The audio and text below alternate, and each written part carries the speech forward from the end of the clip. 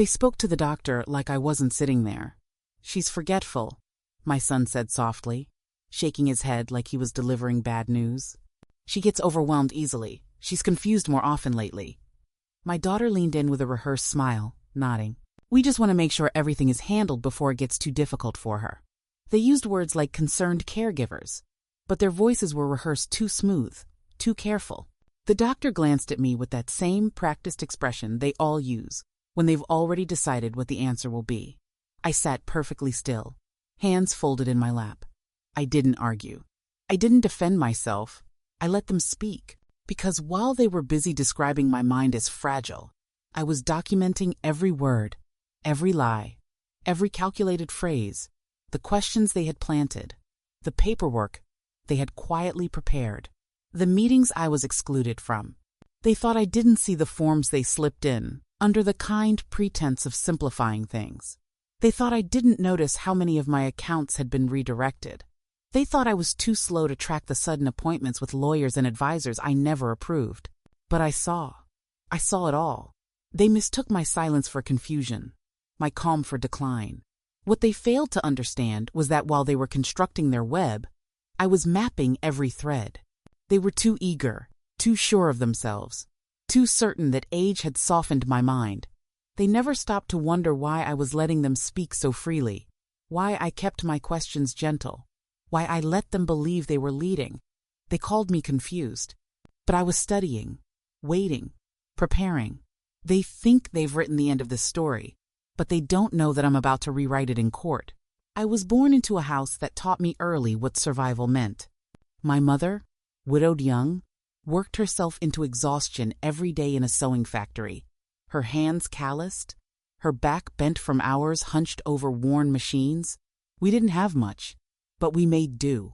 I learned to watch her, to study how every dollar was stretched, how every small kindness was quietly sacrificed to keep us afloat. My childhood wasn't filled with toys or luxuries, but it was rich in lessons. I learned not to waste, not to expect ease, to sharpen my mind, because softness wasn't a luxury we could afford. As a young girl, I watched neighbors lose everything simply because they trusted the wrong people or signed papers they didn't understand. I promised myself that when I grew up, I would pay attention. I wouldn't let anyone take advantage of me. But life has a way of testing even the strongest vows. When I married, I finally felt safe for a while.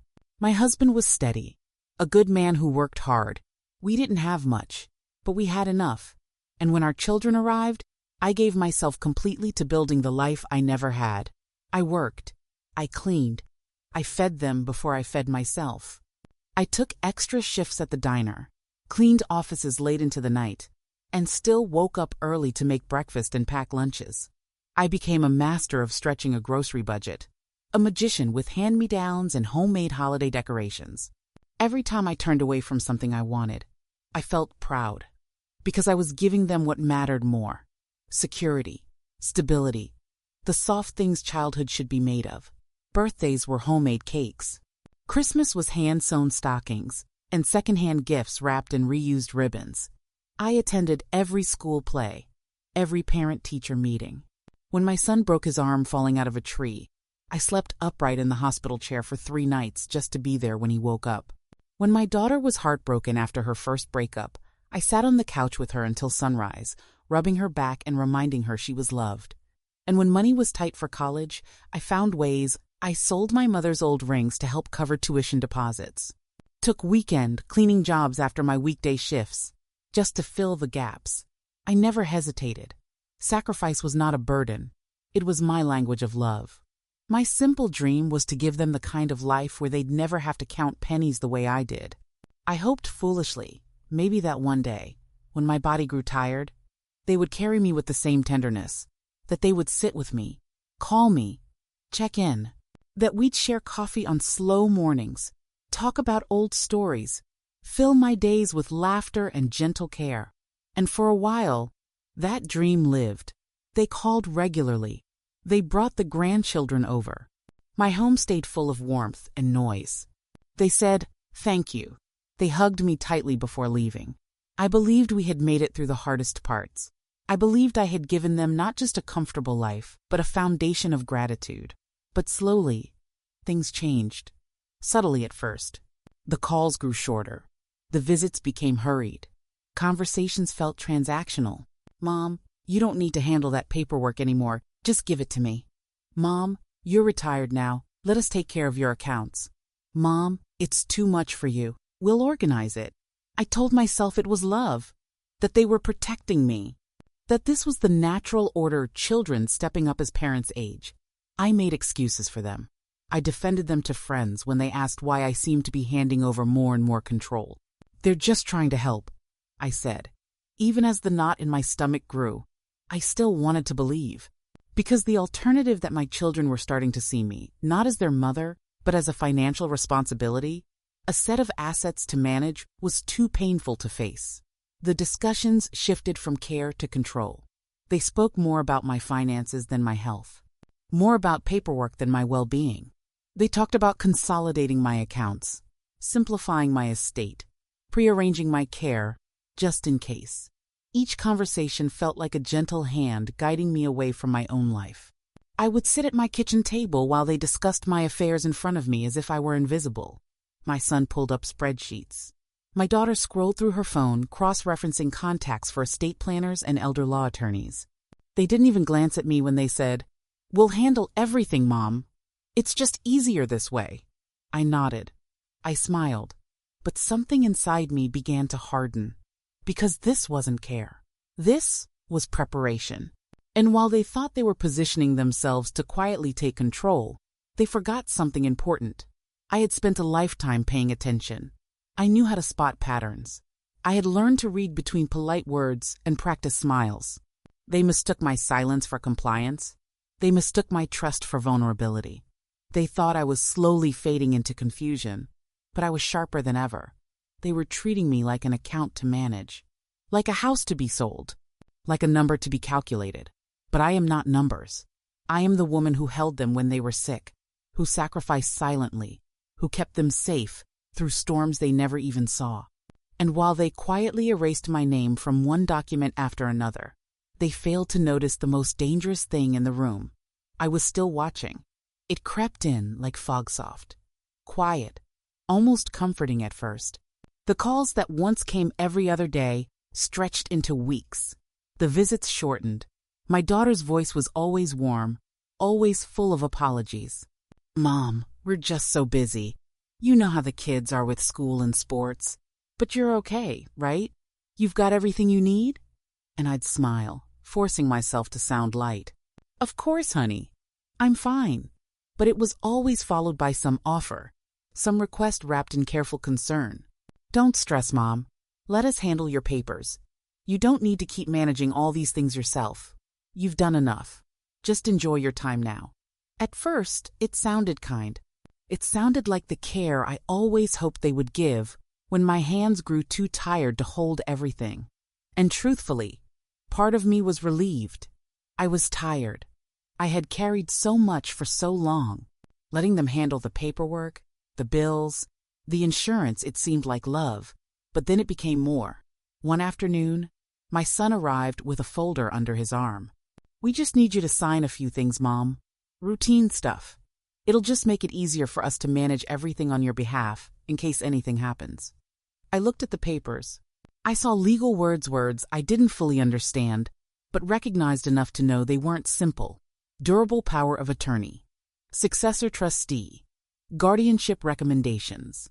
I hesitated. "Shouldn't I have someone else look at these?" I asked softly.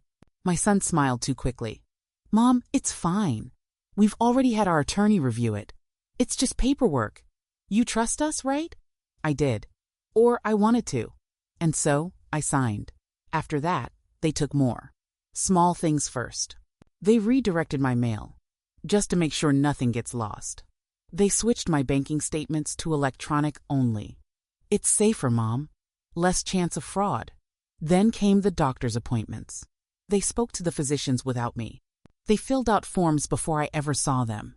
My daughter once handed a nurse my medication list and whispered, "She gets a little flustered trying to keep track, so we handle it now."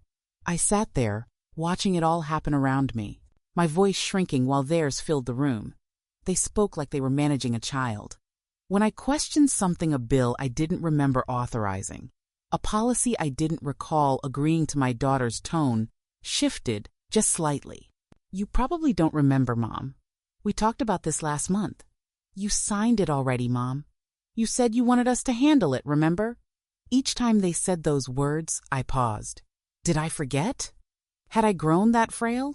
I clutched at my own memory like trying to catch fog. Maybe I was tired. Maybe they were right. That fear crept in slowly. But late at night, lying in my bed, staring at the dark ceiling, I replayed the conversations. I hadn't agreed to that.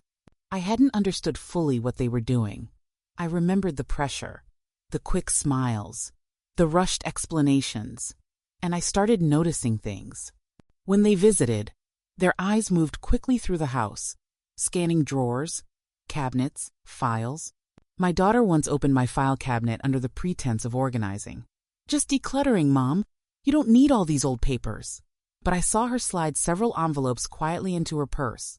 My son started managing my investment accounts directly. We moved everything into safer, consolidated funds. "Less complicated for you, Mom." They always made it sound like help. But slowly, I was being erased from my own life. The tipping point came one afternoon while they were preparing dinner during a visit. My granddaughter asked about my house. "When you move to the new place, Mom and Dad said I can have your old bedroom. They said the house won't be yours anymore." She said it innocently, smiling. My heart sank. I hadn't agreed to sell my house. I hadn't even discussed it. That's when I understood. This wasn't protection. This was preparation.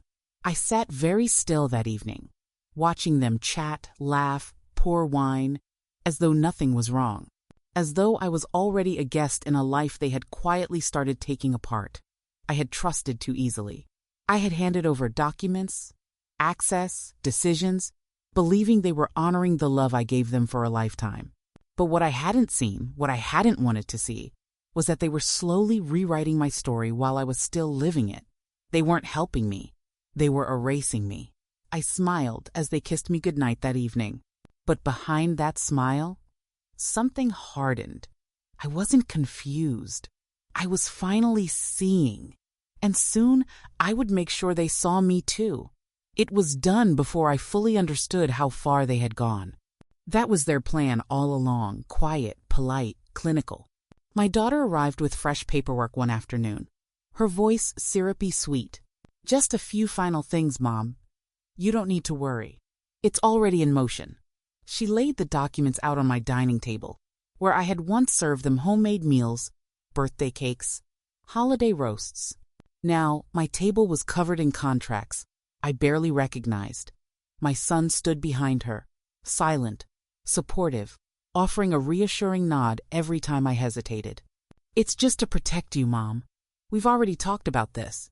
You said you trusted us." They said I had already signed similar papers before, and maybe I had. They had worn me down over months, gently convincing me they were helping. Each signature along the way had seemed small, harmless, until now. This was the final turn of the key. The words on the documents blurred together. Irrevocable, durable power of attorney. Complete financial authority.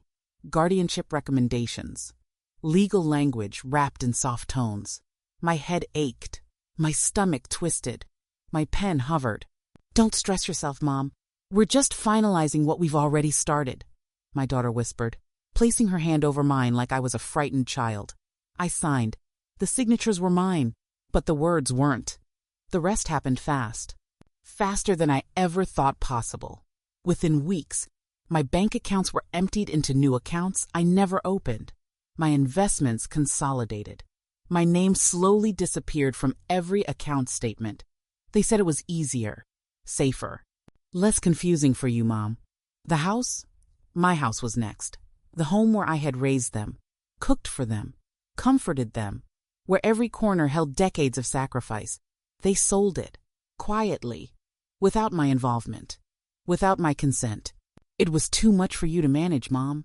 The upkeep, the taxes, the stress, the sale proceeds, absorbed into a trust they controlled. A trust designed, as they put it, to make sure you're always financially secure. But I was already secure until they took that security and rebranded it as their responsibility. When I objected, softly, carefully, still trying to understand, I was met with concerned smiles. "Mom, you've been under a lot of pressure. You don't remember everything we've discussed, do you? You agreed to this already. You signed the papers." The worst blow came with the doctor. They had arranged for a cognitive evaluation behind my back. A short visit. Casual questions. "Do you ever feel overwhelmed, Mrs. Whitaker? Do you sometimes forget your appointments? Are you confident managing your finances alone?" I answered truthfully. I was tired. I was overwhelmed because of what they were doing, but they twisted my honesty into evidence. Without a full evaluation, without a thorough assessment, my daughter and son presented the findings to the court. Early signs of incapacity, difficulty managing affairs, risk of exploitation. They painted themselves as heroes, stepping in before disaster struck. The judge, seeing only well-prepared children with binders full of paperwork, approved full guardianship and conservatorship. I was declared legally incapacitated, without a full hearing, without my voice truly being heard. The signatures were mine, but the words weren't. They still visited me afterward, still brought me small gifts, still kissed my cheek, as if they hadn't stripped me of everything I had spent a lifetime building. "Now you can relax, Mom. No more stress. We'll take care of everything. Everything." They took my money, my home, my independence, my voice. And they did it all while smiling. In the facility where they placed me, I sat in my small, unfamiliar room surrounded by furniture I didn't recognize, staring at paperwork I didn't fully remember signing. My name was still on the door, but nothing inside belonged to me anymore. And yet, while they believed they had finally silenced me softly, politely, permanently, I was not defeated. Because while they thought I was slipping away, I was studying. I was remembering every detail. They thought I was done, but I was still here, and I was still watching. The quiet they handed me was supposed to feel like peace. They thought they had tucked me away into comfort. No bills to pay, no papers to sign, no decisions to make. But I didn't feel peaceful. I felt like I was floating above my own life, watching them rearrange everything I had built, everything I had worked for, everything I had given them. So I sat in my small room and did what I've always done best. I paid attention. At first, it was small. I asked for copies of documents, for my own records. The staff here assumed I was simply trying to stay engaged. The polite receptionist handed me envelopes without question. Bank statements, guardianship filings, trust documents, paper after paper passed through my hands. I read every word, slowly, carefully. At night, under the small reading lamp beside my bed, I traced my own name across documents I didn't remember fully agreeing to. Legal language that was once unfamiliar became clearer each time I read it. Revocable trusts, irrevocable trusts, durable power of attorney, guardianship authority. I studied like my life depended on it, because it did. They thought my mind was fading. I was sharpening it. The more I read, the more their strategy became obvious. Each form they had slipped in front of me had been calculated, one signature after another, gathered gently under the sweet cover of help. But now, those same signatures were turning into the very foundation of my case. I began writing everything down, every conversation, every date, every detail that once seemed small but now carried weight. I made a journal my own case file.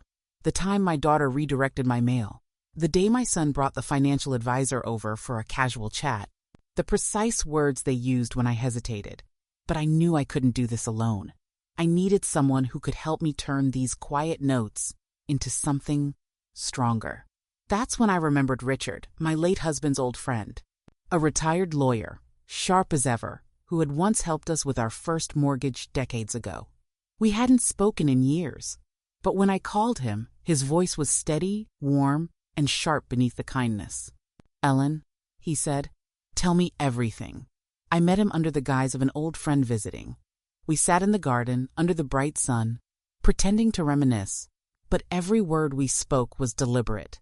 I handed him copies of everything I had gathered. He flipped through them silently, nodding as his eyes scanned the pages. "This isn't just poor judgment on their part," he said after a long pause. "This is coordinated. They were very thorough, but not careful enough. With his help, I filed quiet requests, records from the court, full copies of medical evaluations, financial transfers, title changes. I saw it all laid out. The accelerated sale of my house, the emptying of my accounts, the guardianship filings they pushed through using incomplete evaluations. The medical records were particularly revealing. The doctor who deemed me at risk had never conducted a full assessment. The brief cognitive screening was padded by my children's narratives. She's been forgetting things. She gets overwhelmed. She's easily confused. Their rehearsed concerns had shaped the outcome.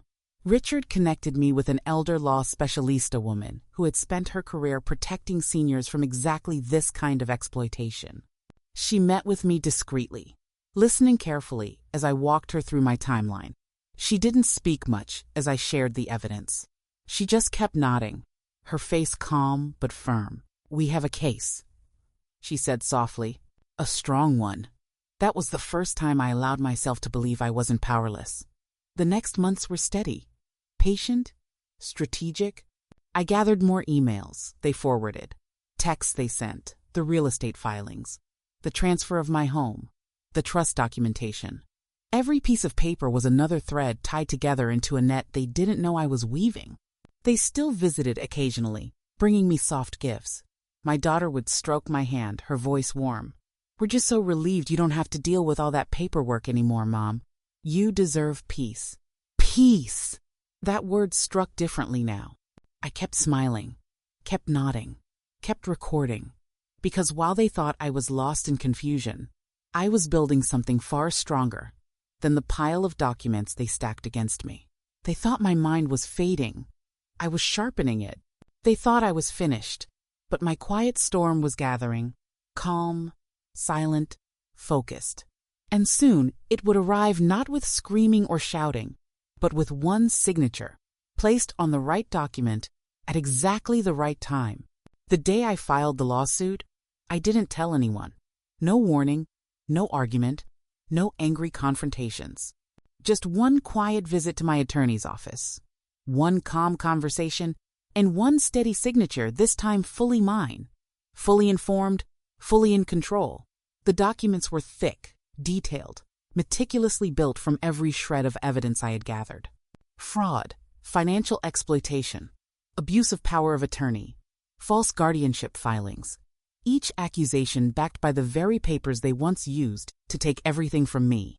My attorney slid the final packet across the desk and said softly, "They made one mistake, Ellen. They underestimated you." The court date came quickly. My children weren't ready for it. They hadn't even realized yet that I had been building a case while they were building their empire. They walked into the courtroom smiling, still wearing the polished, patient masks they had practiced. The concerned daughter, the dutiful son. They weren't smiling when it started.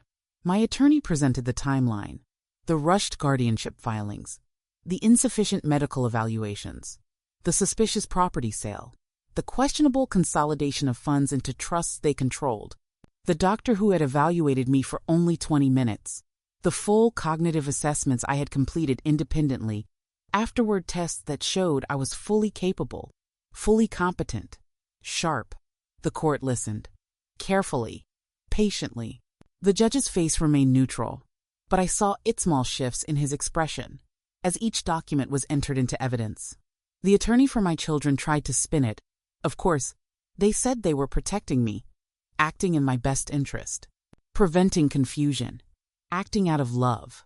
But their own paper trail betrayed them. The sequence of account transfers, the secret property sale, the forged urgency behind every decision. They weren't protecting me. They were profiting. I sat still the entire time. I never raised my voice. I didn't need to. When the judge finally spoke, his words landed like quiet thunder. The court finds no evidence of incapacity. In fact, the evidence demonstrates a clear pattern of manipulation and financial exploitation by the respondents. Full financial and legal authority is restored to Mrs. Whitaker effective immediately. They called me confused, The judge called me competent. The final rulings came in waves. Guardianship revoked. Power of attorney terminated. Trusts dismantled. Property proceeds returned. My home was gone sold behind my back, but the court ordered full restitution with penalties. My accounts returned to my control. The damages they caused would follow them for years. My daughter cried as the judge read the ruling. My son stared at the floor, jaw tight, his face drained of color. They didn't understand how it had come to this. They had been so careful, so strategic, so certain I was slipping. But they never saw me reading, learning, watching.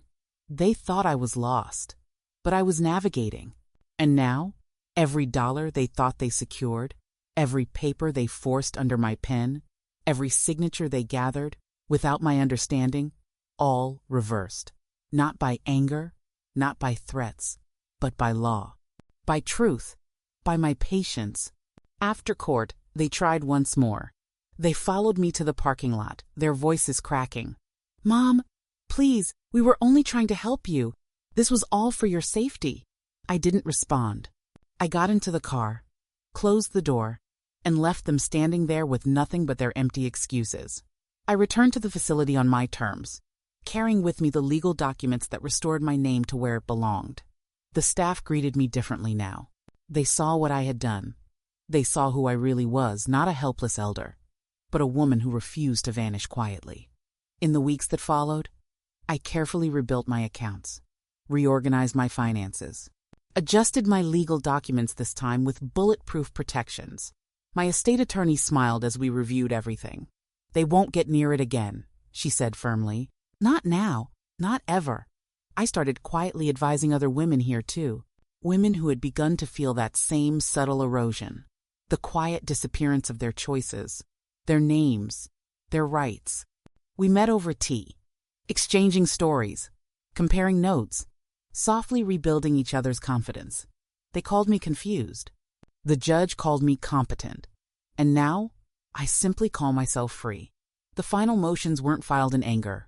There was no shouting, no heated phone calls, no confrontations behind closed doors. I didn't need to raise my voice.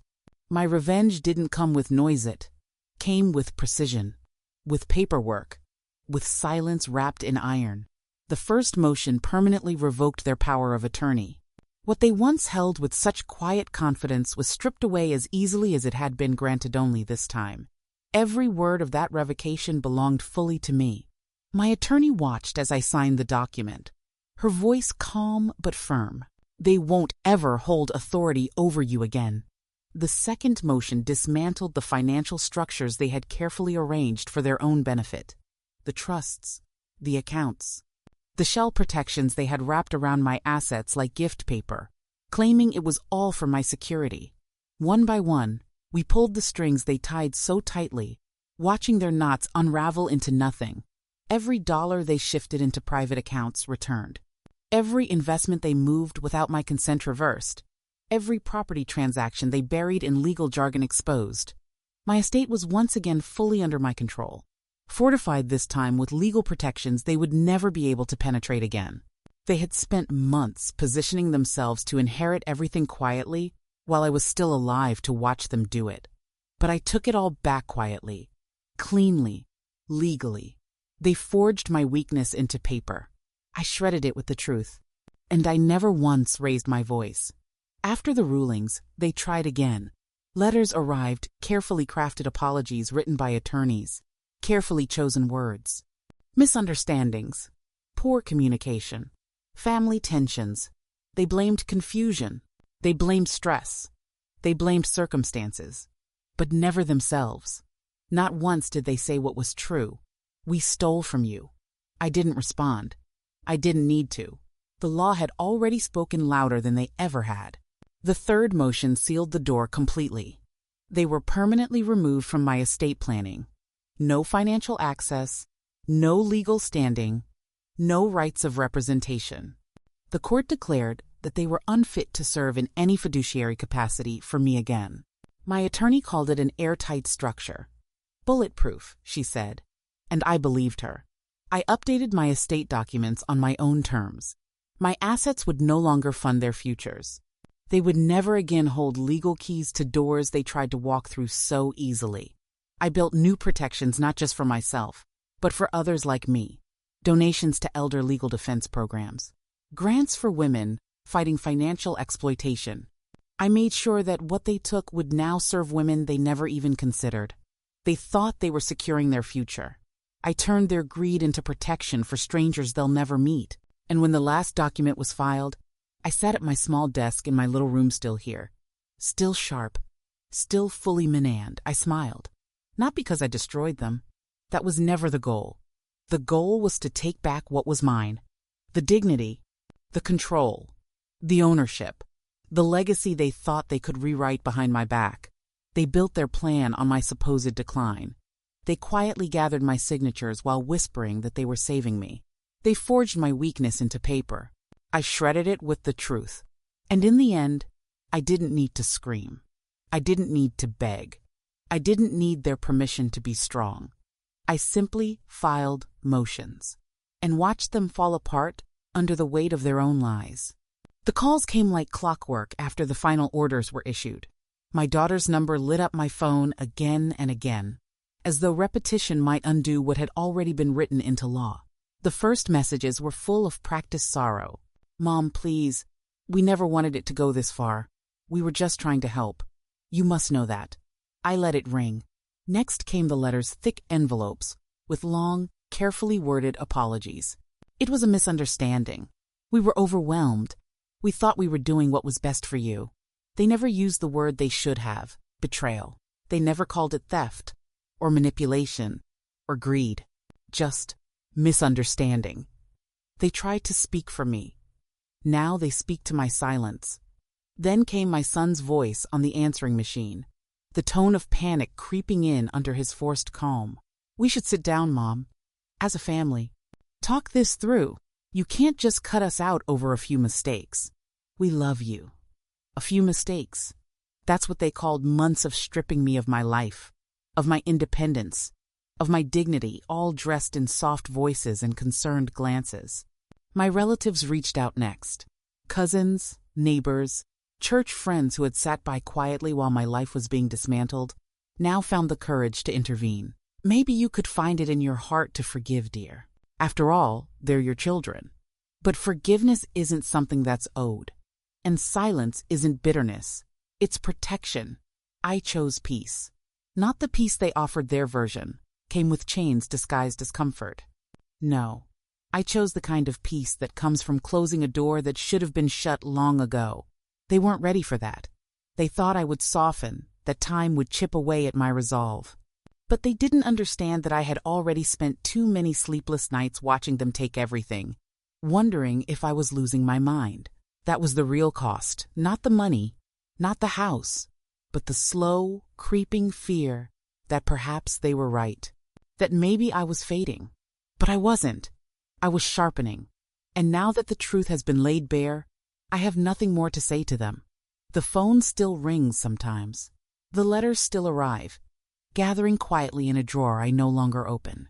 I sip my tea by the window, the sun warming my face. The birds outside sing their morning songs, unaware of the battles that were fought inside this small room.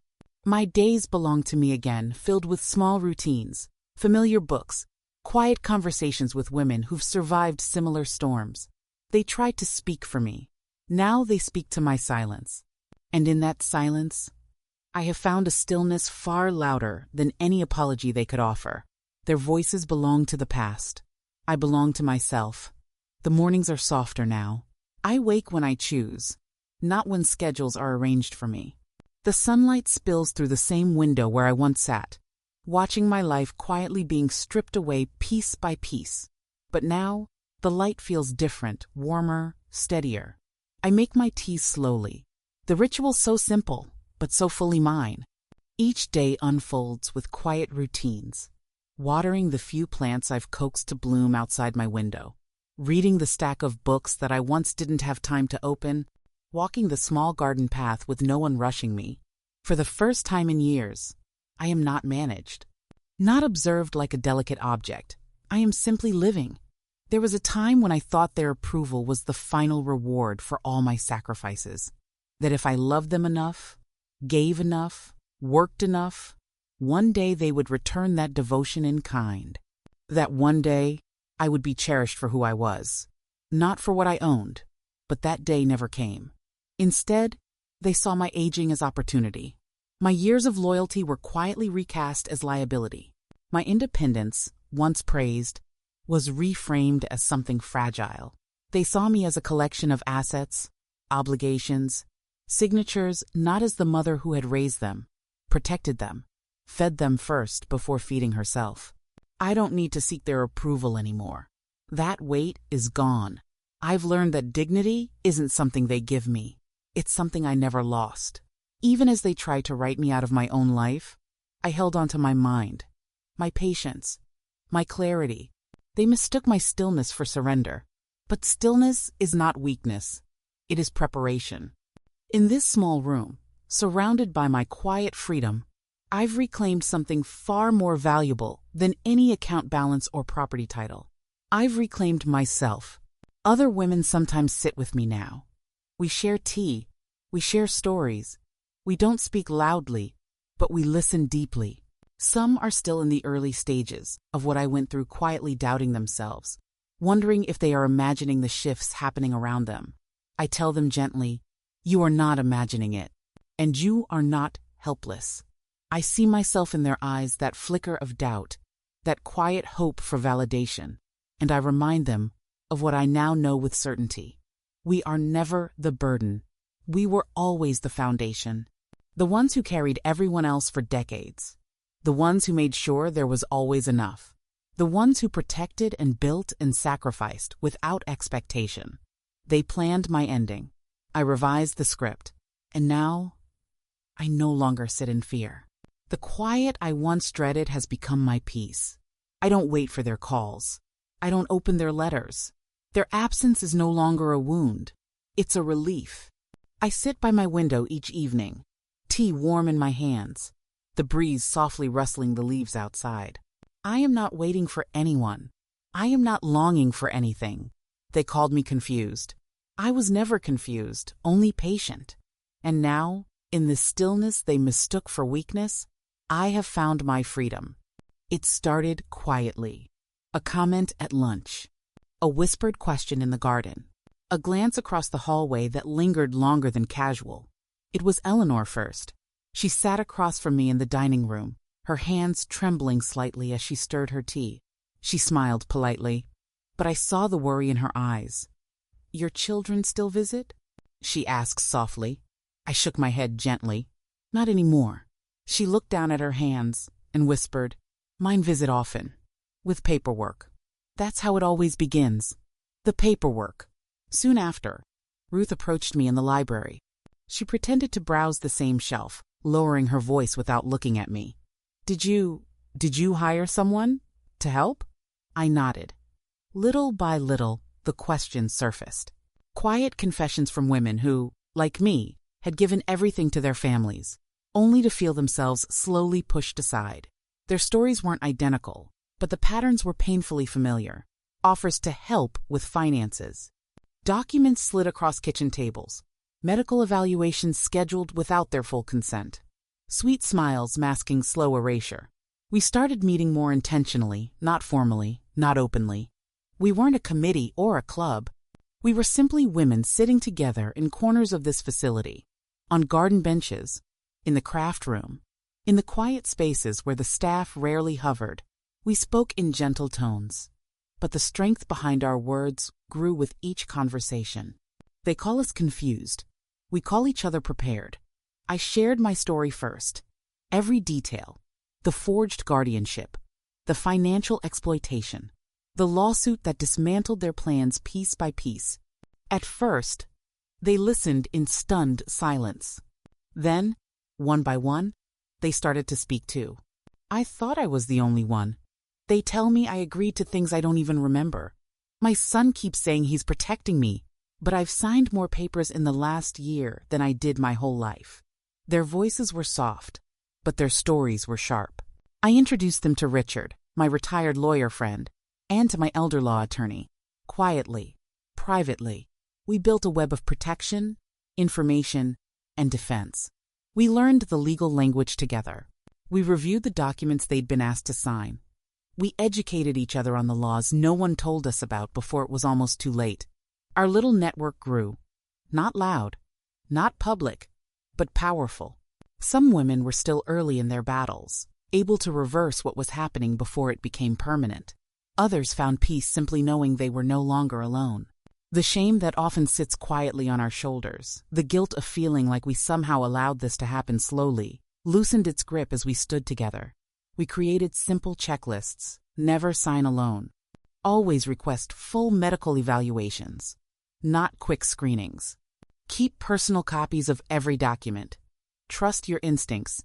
Unease is often the first warning. When new residents arrived, we watched carefully.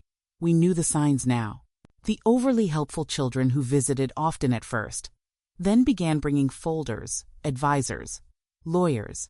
We gently approached these women early, offering quiet companionship and information if they were ready to hear it. We were not victims anymore. We were mentors. The staff began to notice. They spoke to us differently now. They addressed us directly, with respect. They saw what we had built in the quiet corners of this facility, not a rebellion, but a sisterhood. A movement built not on protests but on wisdom.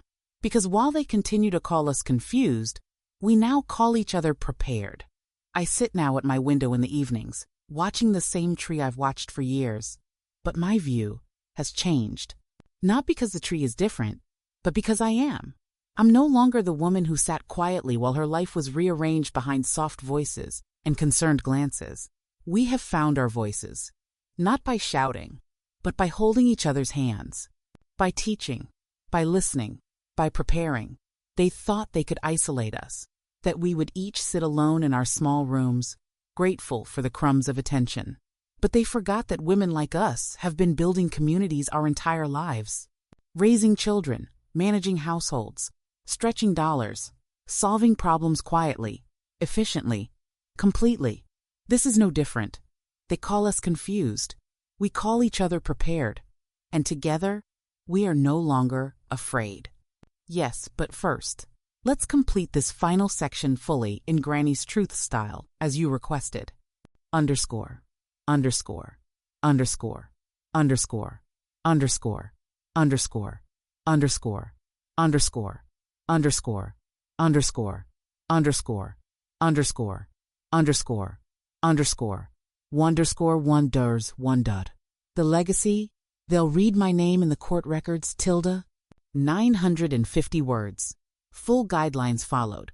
Underscore, underscore, underscore, underscore, underscore, underscore, underscore, underscore, underscore, underscore, underscore, underscore, underscore, underscore, underscore, underscore, underscore.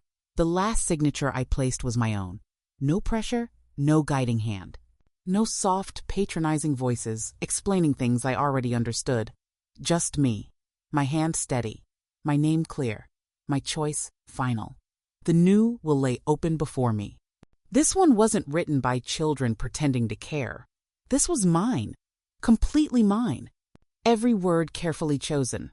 Not to secure anyone's comfort, but to ensure my story lived far beyond the small betrayal they tried to trap me in. There would be nothing for my daughter. Nothing for my son-in-law. Not a penny. Not a keepsake. Not a mention. They wrote themselves out long before I ever picked up this pen. Instead, I left something far more powerful. The bulk of my estate would fund legal education for elder women, clinics that would teach women like me how to read those forms before signing them, legal advisors embedded in facilities like this one, not arriving after the damage is done, but standing guard before the first signature is ever placed. Women will sit where I once sat, but they will be armed with knowledge, with power, with dignity protected.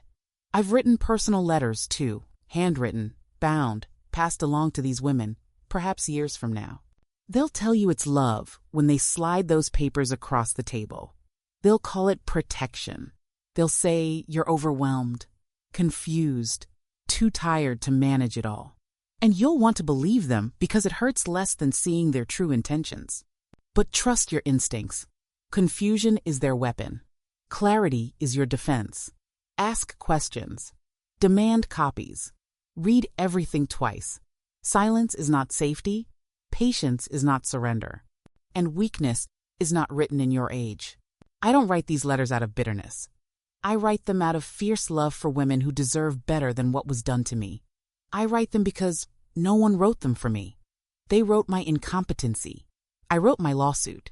I know they will search my estate after I am gone, expecting to find what they had positioned themselves to inherit. But all they will find is my signature, not granting them anything, but securing everything for others like me. The court records will hold my name now. The judge's ruling will live longer than their apologies ever could. The legal precedent I fought for may one day protect someone else's mother, someone else's grandmother. That is the inheritance I leave behind. They tried to confuse me. I clarified the law. At night, I sit by my window, as I always have. But now, I sit without the weight of waiting. The phone doesn't ring anymore. And if it does, I no longer flinch. My peace is not dependent on their remorse. My story no longer belongs to them. Other women still come to sit beside me. Some new, some old, some still learning that their stillness does not mean surrender.